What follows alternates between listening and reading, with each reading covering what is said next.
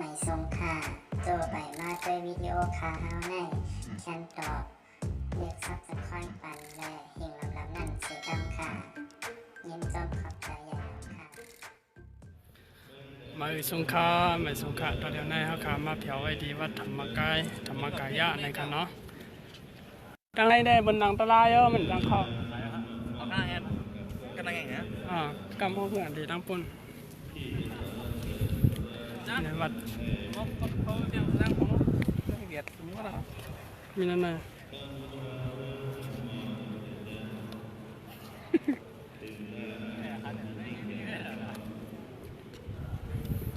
ในเป็นวัดธรร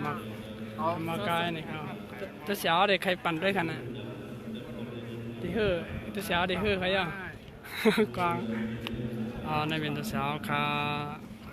อาจารย์ทำตัวอย่างสิบิงหลักเสียวนี่กันเนาะมันในมันจะมาเลยที่วัดธรรมกายยะนี่กันเนาะอันอยากเลยสิเปิ้นที่ในเมืองกอกสิงไทยนะนี่ก็เลยว่าเป็นวัดอันใหญ่สูงเลยสิเปิ้นอันกว้างเลยสิเปิ้นนี่กันเนาะในเป็นจุ่มหัวขาเป็นจุ่มหัวขานี่กันเนาะจะเสียวเขาก็มาหยาดตัวเมืองไทยเสียแต่ว่าเป็นอันแข็งดีมาดัดความปีมายาวนี่ก็ในเสียเจอขาจะเสียวขาไปขึ้นปองมือไตในเอาขาจังแล้วข้าวยำในสิเลออนจะเช้าคาลีมันในแต่มีสามเดียวในเขาจะเช้าปั่นกันด้วยนั่นค่ะ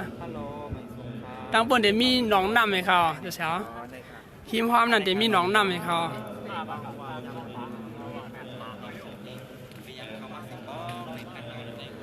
ในเป็นวัดธรรมกายอันสี่ใหญ่ดีในเมืองจึงไทยในกันเนาะ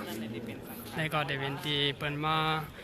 พึกยังกรรมตลาวิปัสสนากรรมฐานในก็เป็นที่อันองตีอันใหญ่กว้างในสิเปิดที่หนึ่งในกันเนาะมันนั่นได้มาเผียวกันในจะได้มาเผียว3-4ปอกยาวในกันเนาะในก็ปอกในก็อันจะเสียวค่ะในก่อนจะเสียขามาเรียนเพียนด้วยวัดธรรมกายะนำมือจึงไทยอันใหญ่ในสิบเอิ้นในกันเนาะขาในเป็นจะเสียขา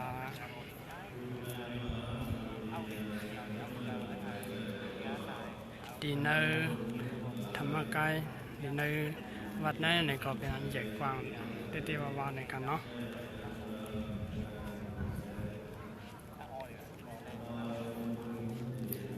จะเช้าค่ะมันจะเช้าค่ะมาเลยเพียนด้วยนี่กันเนาะได้เป็นลัก2 ปอกค่ะจะเช้าว่าเป็นข้าวยำแต่พวกเขามาหนังตราในเตรียมปีกหมดค่ะในเฮ็ดเตรียมปีกหมดค่ะ1 ก้อน 1 ข้องนะเลยนั่งใน1 ก้อน 1 ข้อง 1 ข้องค่ะ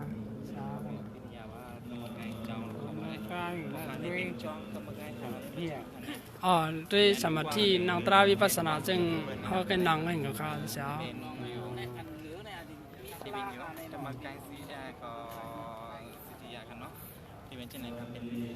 ได้ว่าเป็นกว้างเตี้ยๆว่าในเนี่ยพอเป็นนั่งตราได้เขาเลยเขาไปพระดิเลียวได้บนเอาเดนั่งตราเขาทำเหมือนค่ะนะพักตูในพักตูงค่ะในก็พักตูงเนี่ยมี4 ตั้งค่ะพักตูงเดี๋ยวมี4 ตั้งค่ะ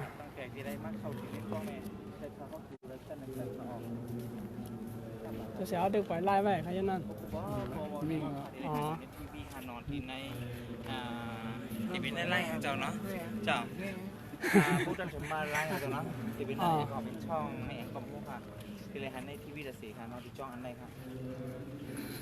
ในเป็นปอเขาใจคำก่อกันเนาะใจคำก่อเลยเป็นเจ้ากาเป็นปอกหอกามาส่งข้าวคาในกันเนาะมาส่งข้าวคาดีในเมืองกอกวันเหมือนในเขาก็เขาหม่อมจมที่ปอกใจคำก่อเขา ไว้ตูดันเขายามตูดันเสร็จแล้วมาส่งฮอบค้าเขาบริหารวัดธรรมกายะธรรมกายในเขาหิมนั่นเดี๋ยวมีน้ำให้เขาจะเช้าหิมนั่นเดี๋ยวมีน้ำให้ปีกพักรู้ไว้งานเนาะ ก็ปีพักดูไว้อัพเขาเลยครับว่าในเขามีปังนำตลาด เขาปั่นนั่น เขาไว้ให้ปันเท่านั้นครับ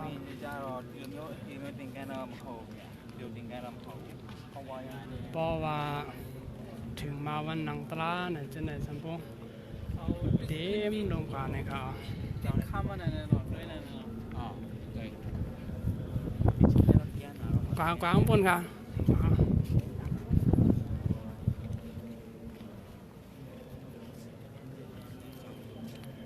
ดินอันไหนก็ว่ามาด้วยเลยว่าเป็นเดียนพุทธศาสนาพระเป็นเจ้าเขาเฮืองเปิงเสอทีหนึ่งในกันเนาะ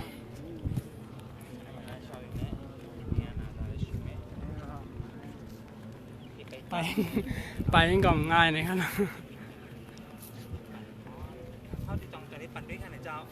จะเสียเฮือเขาเยอะกัดด้วยดินน้ำกันนั้นก็ถ่ายแค่พาให้ก็ขึ้นปอกมือก็ขนาดขึ้นกับเลทางตีมีทางปนขาวในเป็นพัง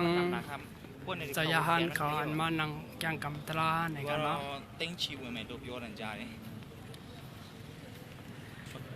จำเด็กอังกฤษไว้ขนาดธรรมกายะซีรียะ The Syria of the 1 million Lord Buddha ตั้งเหนืองนั่นได้ตั้งเหนืองนั่นค่ะแต่มีพังพลา1 เสียนสูงนะครับ1 ล้านเขียนไว้1 ล้านในขนาดมิลเลียน10 เสียนสูงนะครับ1 ล้านในขนาดเนาะมิลเลียน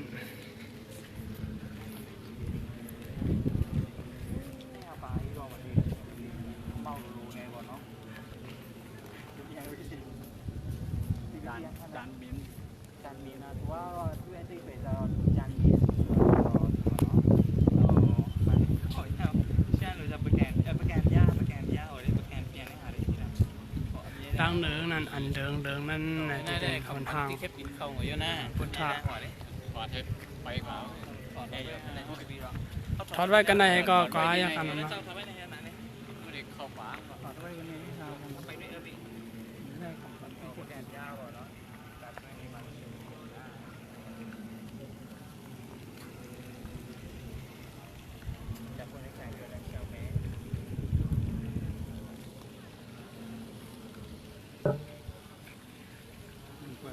ไปด้วยนะ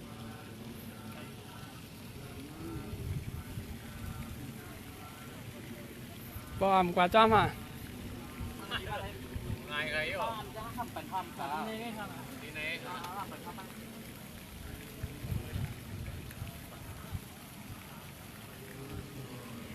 จ้าเป็นที่ทำอะไรไหมตอนนี้จ้องกำลังได้ในที่ของการเป็นเพียงแค่นั้นได้แค่เพื่อได้เพื่อทำให้การสองนี้จะอยู่เป็นอย่างนี้นะครับเป็นอย่างนี้นะครับเนาะอันใหญ่ๆแค่นั้นนี่เป็นจ้องอย่างน่าจะไหนทำไปย้ำอันนี้ก็ค่ะต่อพลาค่ะนี่ทำก็ไปค่ะล่ะขาเดียว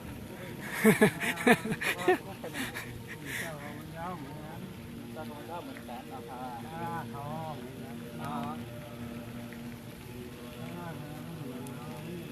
ก็ดูน้ำเลยน้ำในข้างนอกอ๋อก็ดูอีกก็ดูอีกอ๋อกับไอ้ว่าดูไอ้กับไอ้อ๋อนั่นครับ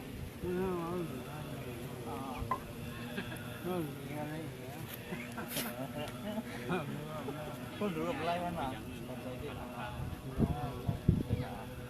ทางเราเสียเรียนไปมาอยู่ว่านั่นในก็มันจะเสียก็มากล้าไม่ขนาด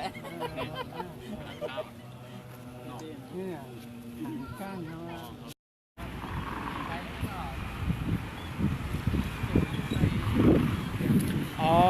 ค่ะในแบบเป็นทางตีนะนี่ตินวัดธรรมกายในการของเขาเนาะก็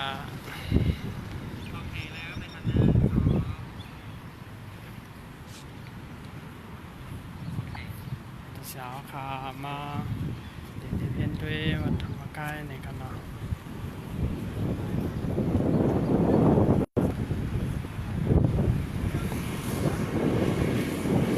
ว่าอย่างนี้นะครับ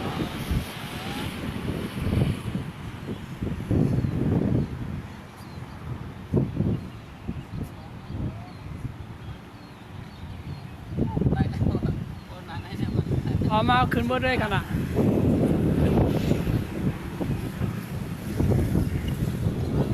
วัดธรรมกายในกันเนาะเอาขาออกกันมือลีดด้วยทางเลยมันในกันเนาะ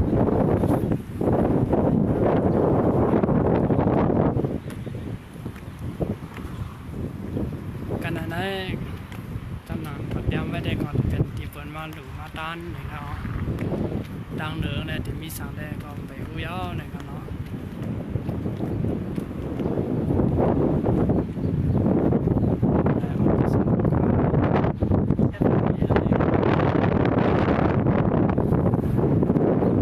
แต่ว่าเป็นอันเจออันกว้างดีเทลออกมาตั้งเหนือกองไถ่ค้างไว้ครับนะไฟเข้ามาในเขาพูดหมดครับเนาะเป็นวัดธรรมกายก็จะมีคุณไรท่าอะไรครับย่านะ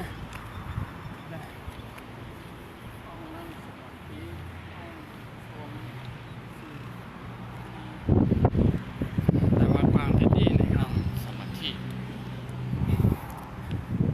วิทยาลมแล้วก็ meditation ลมจะมีไว้กว่าดังได้นะครับในดังได้เราจะมีลิฟต์เองครับ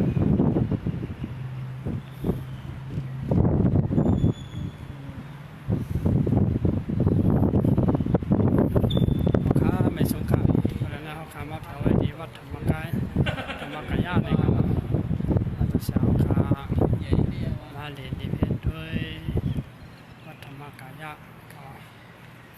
ไม่สงขลาว่ามาเผาเมืองไทยในยาวเนี่ยจะไปเริ่มมาเรียนกันเนาะ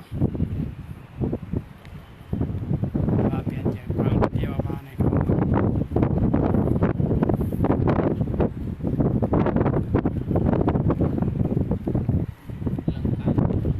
เป็นลิฟต์ขึ้นนะนะ อ๋อนั่นเป็นรีบขึ้น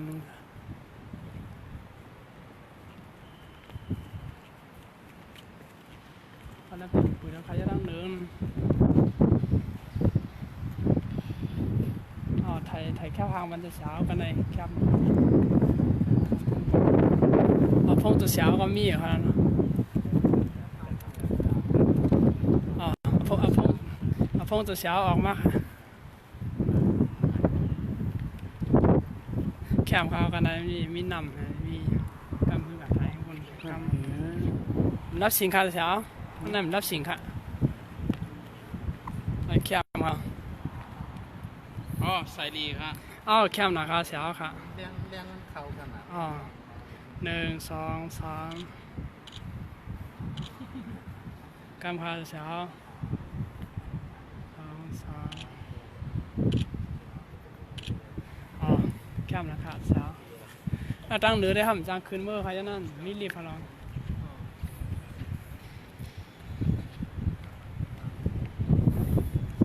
อ๋อนั่นเป็นที่วัดธรรมกายในกันเนาะเมืองจึงไทยในก็เป็นวัดอันใหญ่กว้างดังนึงในเมืองไกลซ้ำเนี่ยที่เป็นเทียนเปิ้นนางตะลานางสมาธิในกาแลที่ในซ้ำได้เปลี่ยนห้องอันเปิ้นมาหลวงมาตานเรียนมาในครับ อันคนนั้นมารับหมดกว่าทางเลยเรียกหมู่บ้านเลยครับกินโตโชยเลย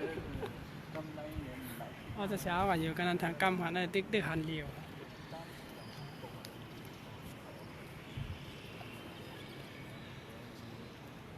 อ๋อ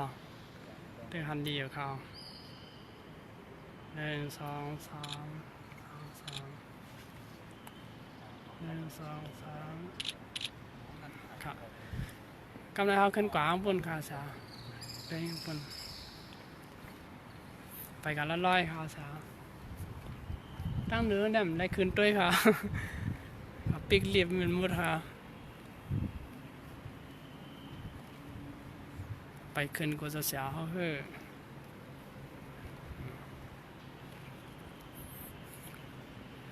แล้วว่าเฮ็ดไว้เดี๋ยวนั้นแคมเต้ๆในการเนาะ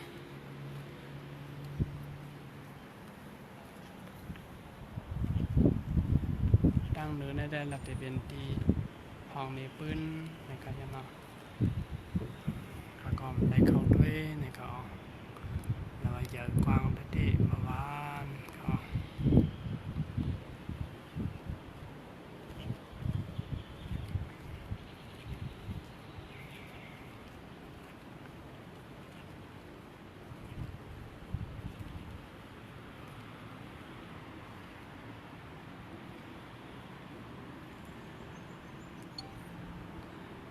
เป็นวัดธรรมกายธรรมกายาในคันเนาะ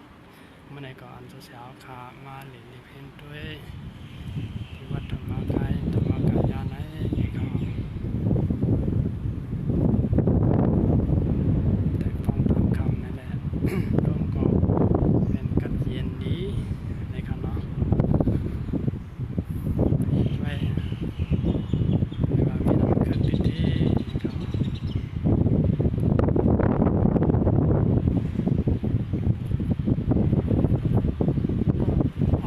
ตั้งนานก็เลยค่ะเสียตั้งนานบอกนั่นครับ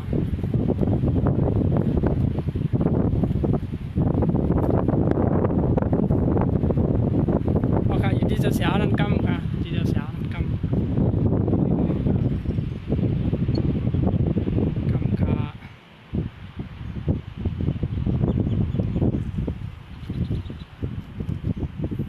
1 2 3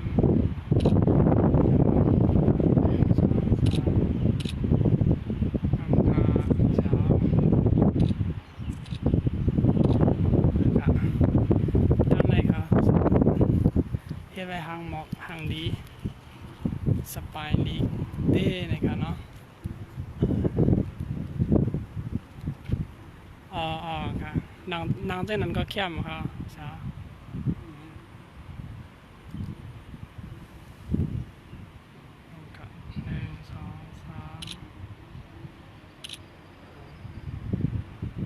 2 3อะไรว่าเข้มดีๆค่ะใช่อันนั้น